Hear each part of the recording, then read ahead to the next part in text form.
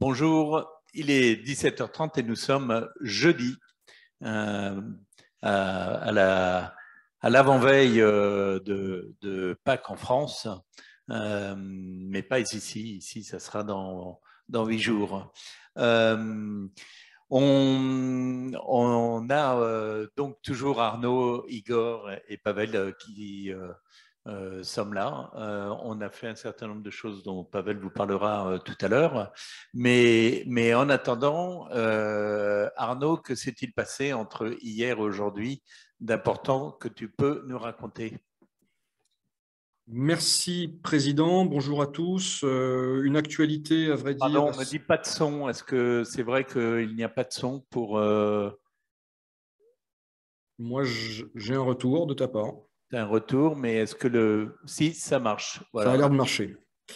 Bien, je disais donc, l'actualité économique et politique est assez clairsemée aujourd'hui. On comprend que les choses se passent ailleurs, sur le terrain militaire en particulier, et c'est, vous le savez, en dehors de notre propos, même si ce n'est pas forcément en dehors de notre champ de compétences.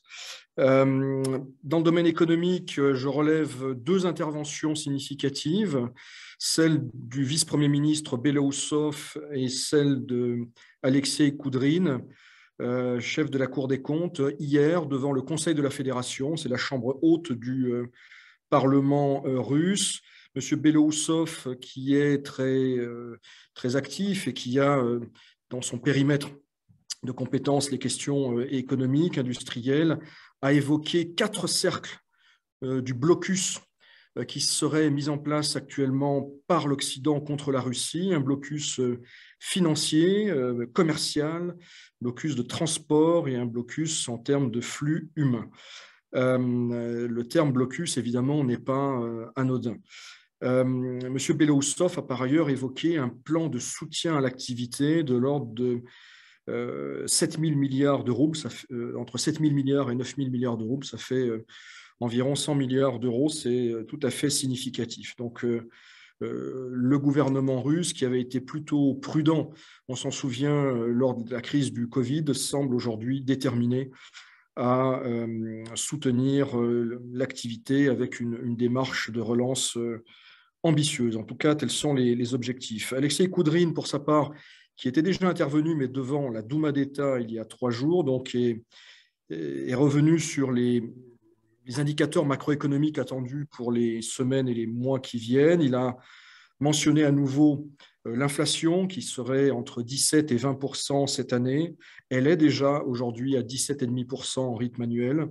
Et surtout, il a indiqué que selon lui, l'adaptation, la restructuration de l'économie russe aux nouvelles conditions prendrait 2 ans.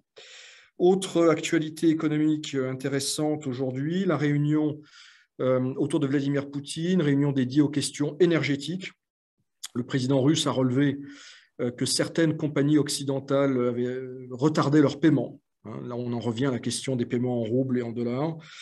Et il a souligné encore une fois la nécessité de trouver de nouveaux marchés, essentiellement en Asie.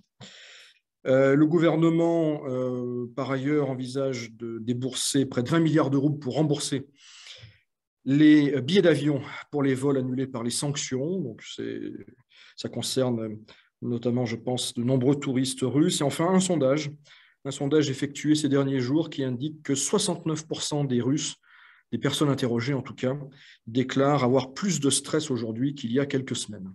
Voilà ce que je pouvais dire aujourd'hui, Président. Le sondage est de qui, Arnaud? Alors, ce n'est pas un institut de sondage classique, Ftsiom, Levada.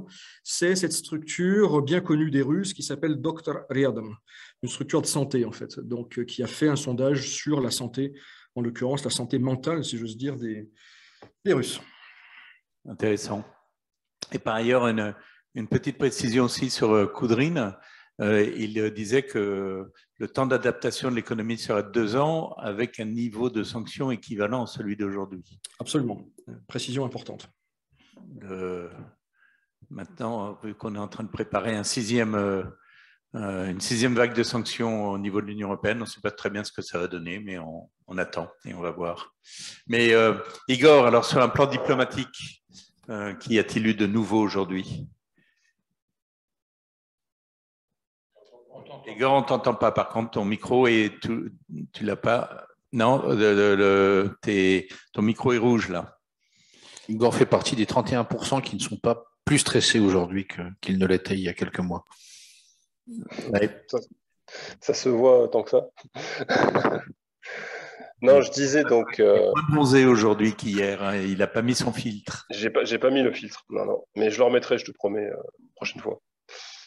Non, je disais une actualité tout aussi famélique hein, aujourd'hui sur le plan diplomatique. Il n'y a pas eu grand-chose. Des déclarations de Mme Zakharova, donc porte-parole du ministère des Affaires étrangères russe, qui confirme que les pourparlers se poursuivent en ligne, mais qu'ils sont sans résultat, qu'ils ne vont à vrai dire nulle part pour l'instant, ce qui n'est pas vraiment surprenant. De son côté, le président turc a indiqué qu'il comptait s'entretenir par téléphone avec les présidents russes et ukrainiens très prochainement, sans donner de date précise. On évoque aussi dans certains médias la possibilité d'une rencontre entre le pape et le patriarche Kirill quelque part au Proche-Orient, mais sans qu'il n'y ait non plus de date ni de lieu qui soit indiqué. Les deux responsables religieux cherchant probablement à se rencontrer pour évoquer donc les aspects humanitaires du conflit et les possibilités de le régler. On relève quand même une déclaration de Sergueï Ryabkov, qui est vice-ministre des Affaires étrangères, et qui indique que toute tentative de la part des États-Unis et de l'Occident de ralentir ou de chercher à ralentir l'opération militaire spéciale sera supprimée, ce sont ces termes. Donc là, on reste dans ce qu'on évoquait un petit peu hier, à savoir le cadre de l'escalade rhétorique pour l'instant. Et ce qui est intéressant, c'est que c'est le profil de M. Ryabkov, puisque M. Ryabkov, c'était quand même la personne chargée à l'époque de négocier le nucléaire iranien, donc en 2014-2015. C'est celui qui était au front des négociations avec les Américains sur les questions de désarmement et de maîtrise des armements. Donc évidemment, c'est loin d'être n'importe qui, mais c'est surtout quelqu'un qui a donc un profil sur les questions d'armement stratégique et de grandes discussions et de grands dossiers stratégiques. Et enfin, pour terminer, une déclaration de M. Borrell qui donc annonçait aujourd'hui le déblocage d'une nouvelle tranche de 500 millions d'euros pour l'Ukraine d'aide financière et qui constatait que jusqu'à présent, il y avait pratiquement eu l'équivalent d'1,5 milliard d'euros d'assistance militaire qui avait été apportée déjà envoyée à l'Ukraine. L'Ukraine, par la voix de son président, qui faisait savoir qu'ils auraient besoin de 7 milliards de dollars par mois pour couvrir, qui faisait savoir qu'ils demandaient une assistance de l'équivalent de 7 milliards de dollars par mois pour couvrir les dépenses, notamment d'intendance et de salaire pour payer l'armée et faire tourner tout le reste. Voilà ce qu'on pouvait dire aujourd'hui. Merci beaucoup, Igor. Igor Arnaud, on a un petit message qui dit merci pour votre excellent travail d'analyse. Vous êtes une précieuse source d'information, c'est donc vous deux. Donc, merci à vous deux pour votre travail quotidien que nous apprécions fortement.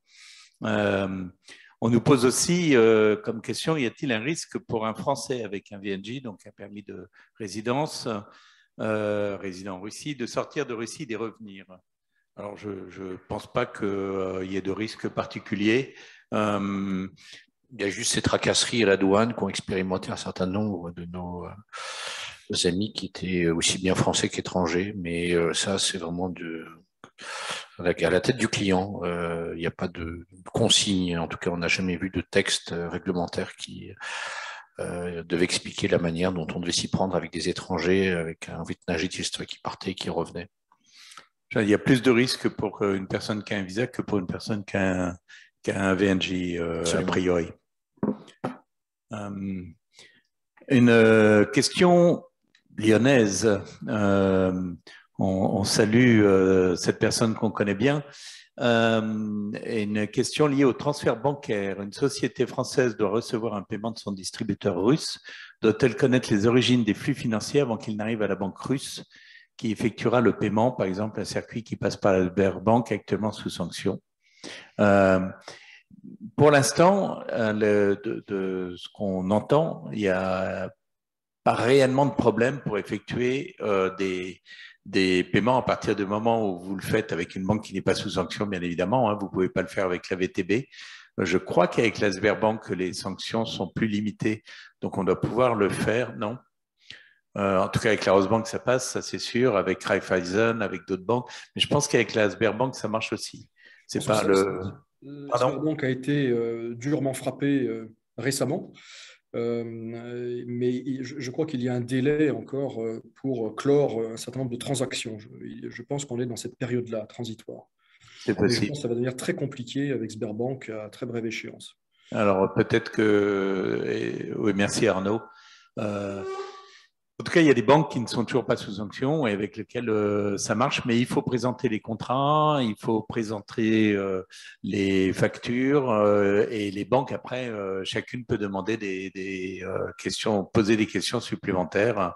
Mais pour l'instant, on voit un certain nombre de sociétés françaises ici qui continuent à acheter des produits à l'étranger, bien évidemment qui ne sont pas sous sanction, et qui arrivent à les payer. Donc, dans l'autre sens, cela marche aussi, bien évidemment. Alors, on a une question militaire, mais on ne répond pas aux questions militaires. Donc, je suis désolé, mais on ne pourra pas réagir à votre question.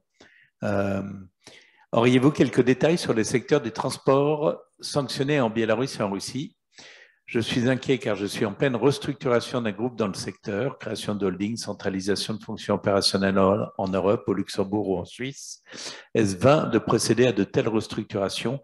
Les entrepreneurs privés en ont assez de ces sanctions et de cet acharnement. Toujours de brillantes analyses très précises, posées et factuelles de tous. Merci à toute l'équipe. Alors, là, c'est vraiment une question. Il faut que vous voyez ça avec vos avocats là, parce que il y a toujours aujourd'hui des camions qui viennent d'Europe en Russie. Ça marche toujours. Il y a des grosses sociétés logistiques qui le font. On peut aussi passer par la mer. Donc, il y a quand même toute une logistique qui marche toujours. En direct pour l'instant et de façon indirecte en passant par d'autres pays, ça se fait aussi. Donc, mais vous dire quel va être le futur, notamment du transport suite aux sanctions de la Biélorussie et de la Russie, j'en sais rien. Donc, il faut que vous voyez avec vos avocats pour qu'ils vous conseillent au mieux de ce qu'il y a à faire.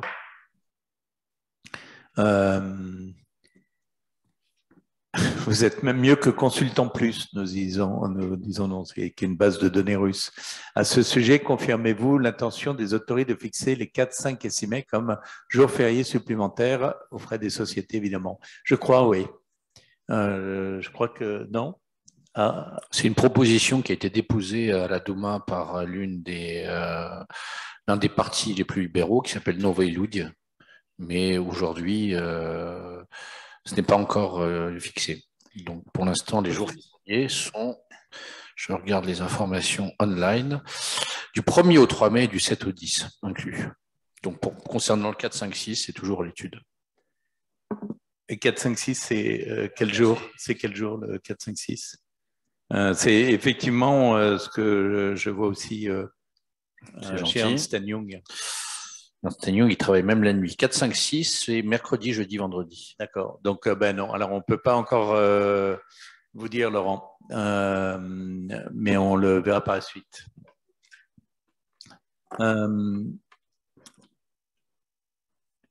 Alors, pour les paiements, on nous dit qu'il faut présenter contrat, facture, packing list. Je ne sais pas ce qu'est une packing list. Et le mieux, c'est de présenter l'extrait EGRUL, enfin le cabis de la société russe avec sa traduction en français. Ouais. Voilà, donc c'est des choses qu'il faut probablement présenter aux banques françaises pour accepter les paiements. Alors, savez-vous si des discussions sont en cours concernant l'expulsion potentielle de diplomates français? Alors, oui, je sais qu'il y a des discussions en cours, mais où en est-on? On n'a pas de nouvelles, je crois, pour l'instant. Hein. Non, par contre, il y a eu, on en avait parlé il y a environ une semaine, hein, mais il y a eu un deuxième épisode côté français, puisqu'initialement, il était question de 35 diplomates russes en poste à Paris, ou en France d'ailleurs, devant être expulsés. L'ambassadeur Meshkov avait été convoqué au Quai d'Orsay, et puis quelques jours plus tard, le ministère de l'Intérieur a rendu public des informations sur de nouvelles arrestations, enfin en tout cas sur le démantèlement d'un réseau d'agents sous couverture diplomatique, et a annoncé l'expulsion de 6 supplémentaires. Donc si je ne m'abuse, on est à 41 côté français, ce qui veut dire, en toute logique, que 41 détenteurs de passeports diplomatiques français en poste à Moscou seront expulsés. Je n'ai pas les détails, évidemment. Alors, sachant qu'ils n'ont pas été expulsés sous les mêmes délais. Les 35 premiers ont été expulsés sous 15 jours, donc ils sont toujours en France. Les espions, entre guillemets, sous 5 jours. Donc, on aura peut-être 2 vagues aussi. Et puis, par ailleurs, les Russes, pour l'instant, qui ont commencé à expulser des diplomates, on fait exactement les mêmes nombres pour les Polonais que pour les Russes. Les Polonais avaient expulsé 45 diplomates, ils en ont expulsé 45. En revanche, les Irlandais qui avaient expulsé 4 diplomates, ils en ont expulsé que 2. Et on pense aussi que pour les Belges, il y en aura moins que le nombre d'expulsés. Donc ça va dépendre un peu pays par pays apparemment. Et ce qu'ils feront pour la France, je n'en sais rien. Mais on devrait avoir des nouvelles assez rapidement maintenant. Alors, toujours sur la Sberbank, on nous dit, même si la Sber a la volonté et la capacité de payer, il y a également des banques correspondantes. Vous savez, il y a toujours des banques correspondantes quand on fait des paiements, par exemple comme Deutsche Bank, Commerz, ING, pour les paiements en euros, qui bloquent les virements. Ça, c'est vrai. Ça peut être bloqué au niveau des banques correspondantes.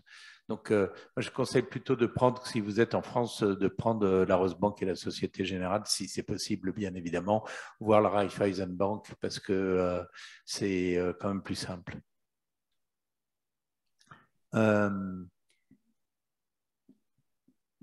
Alors, on nous dit les derniers chiffres du jour en transport de l'ouest de la Russie jusqu'en Belgique, France, serait entre 8 600 et 9 000 euros, quasiment le double d'avant. Alors, je ne sais pas pour quelle quantité, hein, mais disons que le prix du transport entre la Russie de l'ouest et la France aurait doublé à peu près. Et apparemment, il y a des voies via la Finlande en ferry jusqu'en Estonie ou Pologne, mais ça ne devrait pas durer, nous dit-on. Donc voilà, ça c'est juste une information que nous donne l'un de nos auditeurs.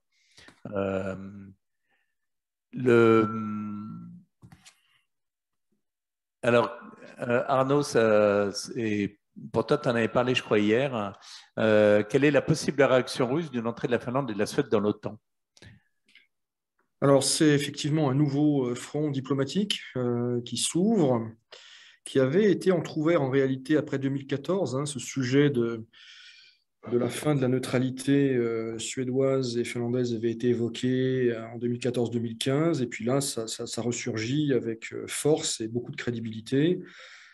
Il y a une première réaction russe, celle de Dmitri Medvedev, donc l'ancien président, l'ancien Premier ministre, aujourd'hui numéro 2 du Conseil de sécurité nationale, qui, on l'a dit ces dernières semaines, parle beaucoup sur tous les sujets, dans une veine très différente de celle qu'il avait exploitée lorsqu'il était au Kremlin. On sait que Medvedev avait une image plutôt libérale.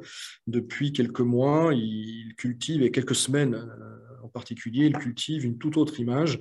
Et bien, Dmitri Medvedev, ce matin, a dit que, le cas échéant, la Baltique ne serait plus un espace non nucléaire.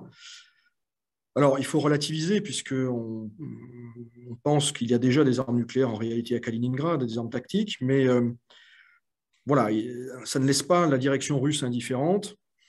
Je ne pense pas qu'elle ait beaucoup en réalité de marge de manœuvre. Ce sera, le cas échéant, un vrai échec politico-militaire pour la Russie.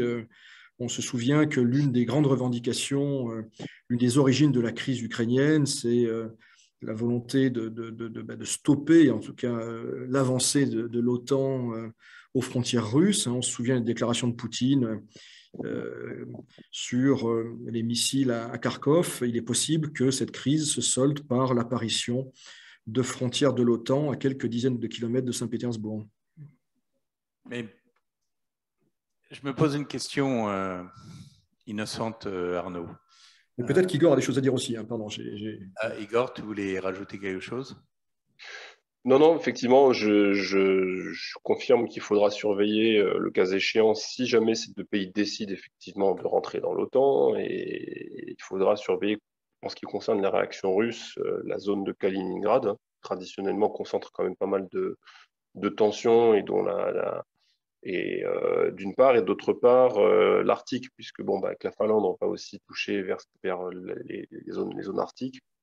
Et là, évidemment, on va avoir des centaines de kilomètres désormais supplémentaires. En tout cas, on aurait des centaines de kilomètres supplémentaires de frontières entre la Russie et à ce moment-là, la Finlande, qui serait un membre de l'OTAN, et donc une frontière avec l'OTAN qui s'agrandirait jusque dans des régions arctiques. Donc, ça fera bouger les choses dans cette région-là également. Mais j'ai quand même une question là-dessus, parce que en fait, la Finlande et la Suède avaient déjà, surtout la Suède, je crois d'ailleurs, mais beaucoup de rapports avec l'OTAN. Ils faisaient déjà des manœuvres ensemble. Enfin, c'est pas non plus une adhésion tout à fait nouvelle. Alors, bien évidemment, il y a l'article 5 qui s'appliquerait, donc la défense de la Finlande ou de la Suède s'ils étaient attaqués. Mais à part cet article 5, est-ce que ça va vraiment changer fondamentalement les choses pour les Russes? C'est le symbole, je crois, et le symbole est très puissant. Dans les faits, encore une fois, on ne sait pas d'abord si ça va se faire. Ça paraît probable. Nul ne dit que ça va entraîner l'ouverture de bases, que ça va changer les choses militairement. Hein. Comme tu le disais, la Suède, depuis des décennies, est très proche, très intégrée militairement en réalité avec l'OTAN. Plus récemment, la Finlande avait exprimé le souhait, même annoncé, l'achat de plusieurs dizaines de F-35. Donc, en réalité, ces deux pays font de fait partie de l'espace de sécurité occidental. Mais ce qui va changer, c'est le symbole. Et ce sera, je pense, perçu comme une claque extrêmement puissante en Russie, qui, en réalité, n'a pas vraiment de levier pour répondre. Mais on nous demande justement, le fait de rentrer dans l'OTAN implique-t-il d'avoir des bases militaires dans... Non, absolument pas. Absolument pas. Pas nécessairement. Ni d'héberger des militaires d'autres pays sur son territoire. Donc il est possible que ça ne change rien militairement, en termes de déploiement, en tout cas, aux frontières russes, mais le symbole sera extrêmement puissant. Sur la logistique, on a encore quelques questions sur la logistique. D'abord, on demande quelles sont les boîtes logistiques qui assurent encore le transport de marchandises. Alors, il y a FM Logistique et il doit y en avoir d'autres. Je suis sûr que vous allez me dire par Internet qui vous utilisez, mais il y a au moins FM Logistique qui le fait, mais qui est basé en Russie, mais il y en a d'autres probablement de France qui le font.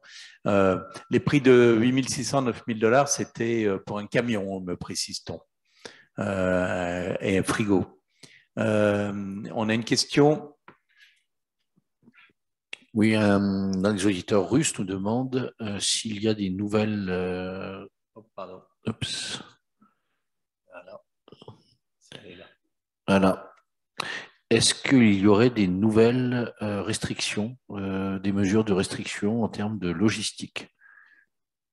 Новые ограничительные меры. Pas à ma connaissance.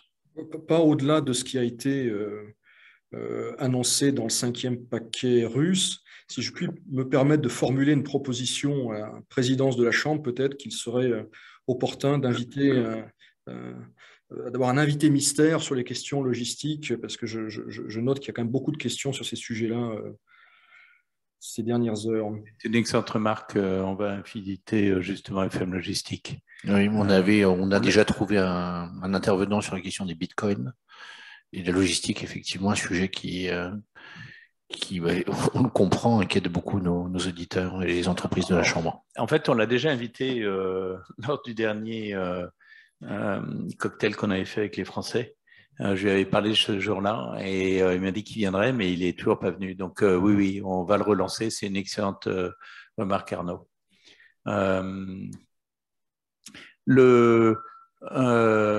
Toujours sur les questions pratiques, on nous dit que la Société Générale refuse d'ouvrir des comptes aux nouveaux clients exportateurs en Russie.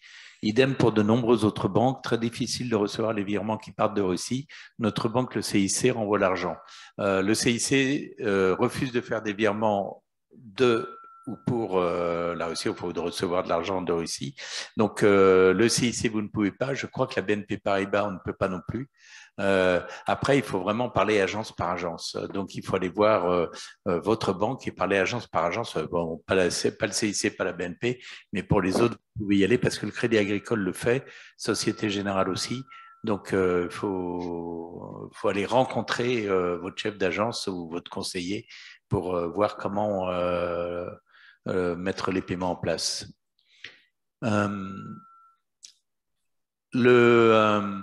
Reste-t-il encore un secteur économique ou collaboration politique quelconque préservée par la marginalisation occidentale? Autrement dit, est-ce qu'on a toujours la lutte antiterroriste ou Covid qui des liens et des discussions entre les différents gouvernements sur ces thèmes-là, sur des grands thèmes qui échappent à... Alors moi, sur le coopération antiterroriste, Covid, etc., j'ai pas vraiment lu d'informations. En revanche, j'ai relevé une déclaration aujourd'hui du chef de l'Académie des sciences russes, Académie des sciences de Russie, hein, qui indiquait que même la coopération académique était perturbée par cette crise. Et il donnait comme exemple, et ce n'est pas anodin, la coopération avec les collègues chinois, l'Académie des sciences chinoises, qui visiblement avaient eux aussi préféré ajourner un certain nombre de conférences et d'activités scientifiques qu'ils avaient en commun, par prudence probablement, mais que par conséquent, y compris sur le domaine voilà, de la coopération scientifique, et on évoquait lors de précédentes séances le sort des étudiants et de la coopération universitaire, mais même au niveau de l'Académie des sciences, on voit qu'il y a des perturbations. On le savait avec l'Europe, on ne le savait pas encore avec la Chine. Mais visiblement avec la Chine. Ouais.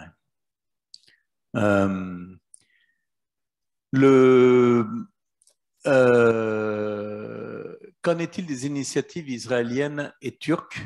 Y a-t-il une relance des discussions?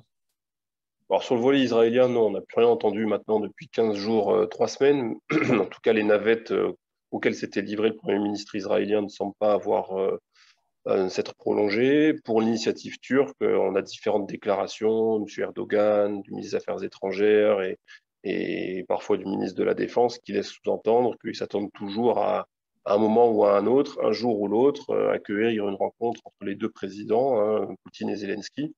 Mais pour l'instant, il n'y a aucune nouvelle date annoncée pour une rencontre en présentiel entre les délégations russes et ukrainiennes, puisqu'il ne se passe pas grand-chose au niveau des discussions. En tout cas, c'est ce qu'on croit comprendre maintenant depuis une bonne dizaine de jours. Alors, on nous dit les grandes entreprises énergétiques quittent la Russie. Quelles en seront les conséquences pour la production des énergies à terme? Pas la Russie, hein, pour l'instant. Le problème pour les entreprises énergétiques, c'est les sanctions qui interdisent de faire tout forage en eau profonde, tout forage, tout matériel pour le LNG, le gaz liquéfié et d'autres. Donc, c'est ça, en fait, le problème des sociétés énergétiques. Alors, que va-t-il se passer par la suite? C'est un petit peu trop tôt pour le dire maintenant, sauf si vous avez des informations, Arnaud ou Igor, là-dessus. Non, pas vrai. Le seul groupe, à ma connaissance, qui a déclaré vouloir partir, vraiment, c'est Enel, l'italien. Ouais. Une autre question d'un auditeur russe. Pourriez-vous, s'il vous plaît, poser la question des certificats de provenance? Encore une question logistique. Non, je ne connais pas les problèmes des certificats de provenance. Est-ce que vous les connaissez? Certificat de происхождения. On va inviter un représentant d'une logistique et on va grouper toutes les questions. Grégoire, on voilà. vous préviendra à l'avance quand cette personne viendra. Et merci de poser-nous les questions. Et si vous en avez d'autres, n'hésitez pas à utiliser la hotline ou le fil Telegram. Arnaud, je ne sais pas si tu avais vu ça, on a une question sur les semences. Le spécialiste des betteraves, c'est Igor, c'est pas moi. Ah, Igor, excuse-moi. Et les semences, c'est toi? Les semences de type betterave ou céréales dans les prochains mois seront-ils sous sanctions européennes, hein, sachant que la Russie importe environ 70% des semences de betterave depuis l'Europe. Je vois que nos échanges d'hier, en tout cas, ont ensemencé les esprits sur ce sujet. Donc, bravo, une discussion très féconde, visiblement. Mais non, j'ai pas de. Je dois dire que j'ai pas creusé plus que ça le sujet. Moi, c'était l'hypothèse que j'avais que, à travers cette sanction qui peut paraître assez, j'allais dire, anecdotique, hein, on parlait hier de certaines fleurs. Au-delà de ça, peut-être que c'était un signal ou voire un avertissement pour expliquer que un 6e paquet ou un 7e, je ne sais pas, pourrait, le cas échéant, porter sur quelque chose qui aurait des conséquences économiques probablement plus importantes. Ce qui aurait quand même, mais encore une fois, la rationalité n'est plus un critère, j'ai l'impression, hein, ni en Russie ni en Occident, mais ce qui aurait pour effet immédiat d'aggraver la crise alimentaire mondiale, hein, il faut être très clair.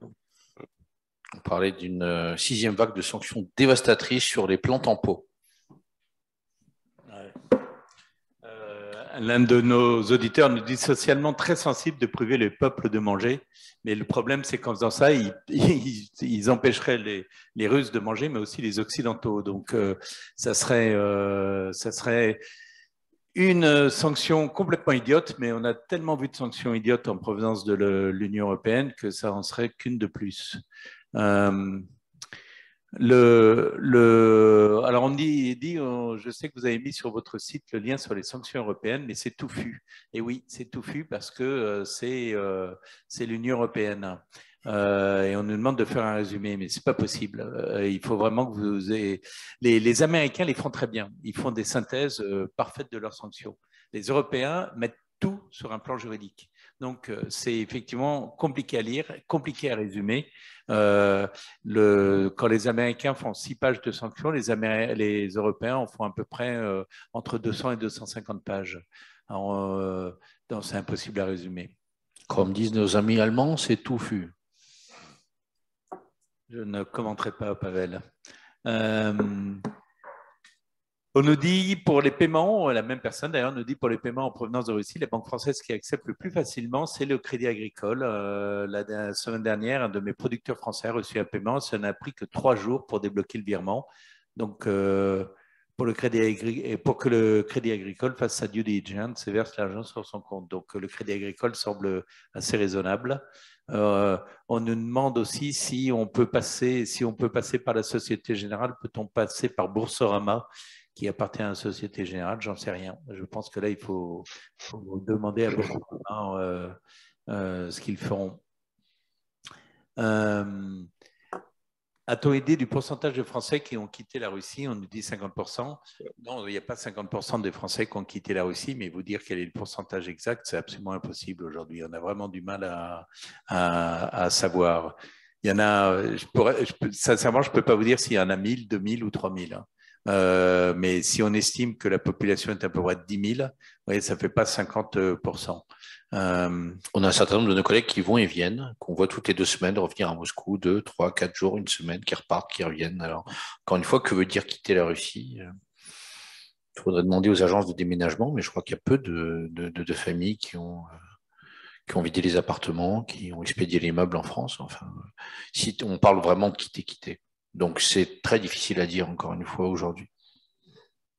On a une question pratique, Grégoire, sur notre rencontre dans 1 heure. Vous savez qu'on rencontre les membres de la Chambre dans 1 heure. Y a-t-il une possibilité de parking? Il y a un Schlagbaum, mais on peut passer le Schlagbaum ou il n'y a pas de parking? Ah, il faut payer. Il y a un parking payant. Voilà, il y a un parking payant. Alors, juste une chose c'est la dernière fois qu'on fait une rencontre sans autoriser les non-membres. La prochaine fois, on autorisera les non-membres à venir aussi en payant, mais on fera ça avec les non-membres aussi la prochaine fois. Voilà. Problème des certificats d'origine, c'est que les Russes en ont besoin pour passer les douanes russes, mais de plus en plus de vente se font via sociétés intermédiaires logistiques situées dans un autre pays que la Russie. Et donc, les fabricants font des certificats d'origine pour le pays de la société intermédiaire. Donc, comment la société russe pourrait-elle recevoir un certificat d'origine pour la Russie? J'en ai absolument aucune idée et je pense que vous n'avez aucune idée, mais je pense que là, c'est là où il nous faut un logisticien pour nous expliquer comment tous ces certificats de provenance fonctionnent. Et comment l'Europe justifie-t-elle le 6e volet de sanctions? On ne le connaît pas encore, de toute façon, le 6e volet de sanctions. Hein. Non, ce qui est certain, c'est que le 5e est tombé un peu plus tôt que prévu. En raison des événements en Ukraine, de l'émotion suscitée en Europe. La tendance, après le 4e, était plutôt de lever le pied et puis une accélération. La question qui se pose, c'est que reste-t-il à sanctionner? J'observe que, alors là je parle d'un responsable américain, M. Sullivan, s'est interrogé aujourd'hui à haute voix et a dit que l'essentiel des sanctions avait été prises et qu'aujourd'hui il s'agissait de les faire appliquer. Donc le 6e paquet, il va être très problématique parce qu'on parle de pétrole, de gaz, des sujets qui déjà ces dernières semaines ont été discutés et sur lesquels on a constaté l'impossibilité de se mettre d'accord et surtout de le mettre en œuvre. Donc la vérité, c'est qu'on est pratiquement au bout de la logique des sanctions, sauf à envisager des choses qui peuvent avoir des conséquences majeures. Quand je dis majeures, c'est, selon une étude du patronat allemand, 220 milliards de pertes pour l'industrie allemande en cas de suspension du gaz. Donc, on en est là. Hein. Il faudra s'interroger d'ailleurs sur l'efficacité des sanctions, sur leur caractère dissuasif, leur caractère punitif. En tout cas, le fait est qu'on a beaucoup sanctionné très vite et semble-t-il, on n'a plus grand-chose sous la pédale, si j'ose dire. Airbus a demandé à ce qu'on ne sanctionne pas le titane. Il faut faire attention parce que selon Airbus, ça ne ferait pas grand-chose pour les Russes. Mais alors, par contre, Airbus serait plus en capacité de construire un certain nombre d'avions. Donc, ça pose pas de problème pour Boeing, qui a d'autres sources d'approvisionnement du titane, mais ça en pose vraiment pour Airbus, qui est, je crois que c'est de l'ordre de 70%, enfin, je ne sais plus quel est le pourcentage, mais c'est très élevé de titane qui provient de Russie. Ils sont tétanisés, comme le dit si bien Pavel. Concernant la coopération universitaire, le MAE a précisé sa position dans le ministère des Affaires étrangères français. Suspension de toute collaboration institutionnelle, dont double diplôme et échange, c'est vraiment complètement idiot, excusez-moi, c'est un de mes commentaires, mais autorisation des mobilités individuelles, l'idée serait que cela pénaliserait les universités, mais pas les étudiants, ce qui est absolument faux. Voilà, la personne le dit d'ailleurs, sauf que c'est faux, parce que les universités ne sont pas spécialement affectées par l'arrêt des collaborations. Par contre, les étudiants devront payer pour suivre des études en France, tarif hors Europe, au lieu d'être exemptés dans le cadre des doubles diplômes et échanges. En fait, je suis entièrement d'accord avec vous, monsieur. C'est une... Madame, pardon, excusez-moi, madame. Mais je suis d'accord avec vous, et c'est complètement idiot. Mais on est dans cette phase où il faut couper tous les ponts. Donc, tant qu'on est dans cette phase, ils le feront avec le culturel, avec les collaborations institutionnelles, avec le scientifique. Et ce serait la phase ultime de toutes les sanctions d'ailleurs, c'est qu'on coupe tout. Mais là, c'est même plus du perdant-perdant, c'est-à-dire que la Russie souffrirait, mais alors l'Union européenne souffrirait encore plus que la Russie, ça serait complètement absurde. Entendez-vous parler d'initiatives russes en matière d'accord de libre-échange et utiliser l'Union douanière eurasiatique comme outil pour desserrer les taux des sanctions? Alors, on avait parlé au début de nos briefings de l'Union économique eurasiatique. On avait parlé des tensions qui étaient apparues. On entend parler d'un phénomène de migration vers le Kazakhstan, de certaines entreprises, certaines entités. Certaines migrent vers la Serbie, d'autres vers le Kazakhstan. C'est difficile de savoir ce que ça représente véritablement en termes de volume. Enfin, c'est plusieurs centaines, voire plusieurs milliers d'entité juridique. On sait aussi que le Kazakhstan est très gêné aux entournures. Le Kazakhstan, les autorités du Kazakhstan ont fait appel à la Russie en début d'année pour rétablir l'ordre dans les rues du pays. Et aujourd'hui, les mêmes autorités, évidemment, craignent de payer les pots cassés et de subir finalement indirectement l'effet des sanctions qui frappent la Russie. Donc, le Kazakhstan dans une position inconfortable. Elle pourrait effectivement, le pays pourrait faire figure de soupape ou